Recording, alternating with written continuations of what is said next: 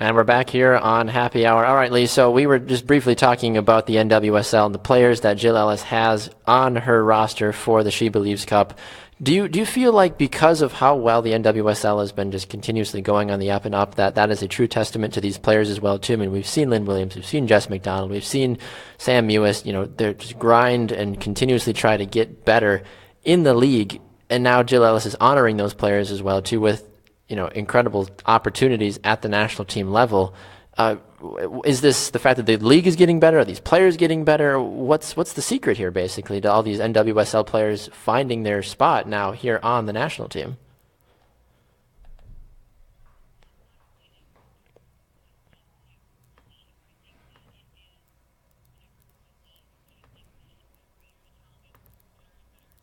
I think I'm really, really happy that Jill Ellis has kind of kept her promise and said that she's going to bring in different players from the NWSL who are doing great, who maybe have not been called up before, kind of like, Casey Short, Lynn Williams, kind of how they got thrown into the mix.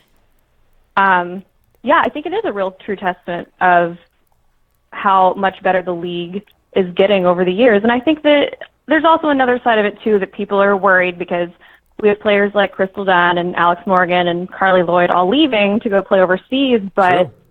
I think ultimately for them, I think being in the NWSL for the rest of their careers just doesn't seem very optimal. And I think that they're trying to expand as much as they can. And I really don't think that it's a reflection of the actual competition that is within the league right now. Makes sense to me. All right, final question from me, at least, Leigh. The goalkeeper battle is something that we haven't really had to talk about in recent years because it's always been Hope Solo, Hope Solo, Hope Solo. Now we actually have a conversation in the fact of, is it Alyssa Nair? Is it going to be Ashlyn Harris? Is Jane Campbell going to storm out of nowhere and be the starting goalkeeper? Highly unlikely. But what do you make of the three goalkeepers, and who's your opening night starter? I think that Nair is probably going to get the start tonight. I would love to see Harris because, I'm a big Ashlyn Harris fan. I think her acrobatics are just incredible in the net. But I think Jill is kind of indicating a lot over the past couple months and the past year that Alyssa is probably number one and then Harris is probably number two. But I also would love to see Ashlyn Harris get some minutes this tournament because I think she's, a very, very tiny bit behind Nair. I don't think that it's not much, really. It isn't. Correct. Of course, yeah. So I think that Alyssa will probably get the start tonight, but I really would love to see Ashlyn Harris in another game in this tournament. Are we going to see Jane Campbell at all, you think, or just probably no chance for her at this point? Unless she has just absolutely wowed Ellis in camp and in training, I don't foresee. I would be very surprised if we saw Jane Campbell this week. Fair enough. Makes total sense. All right, Leigh, well, we appreciate your time joining us today here on Happy Hour. Where can people find your work and find you on social media as well? You can find me on Twitter at Leigh Nieves. It's just my name, LeighNieves.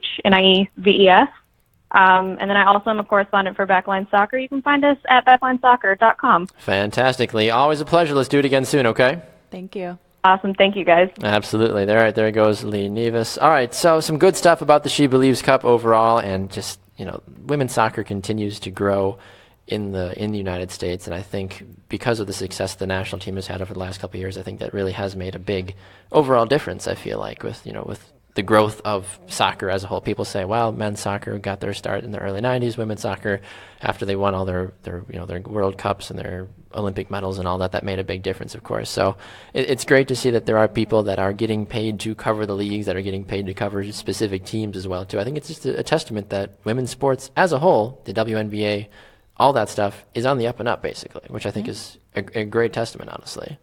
So, all right, well, before we wrap things up today, Teaka, what final thoughts do you have for us about anything we talked about today or anything in general about the sports world before we close shop for the day? I think I put it all out there. Super excited for dancing.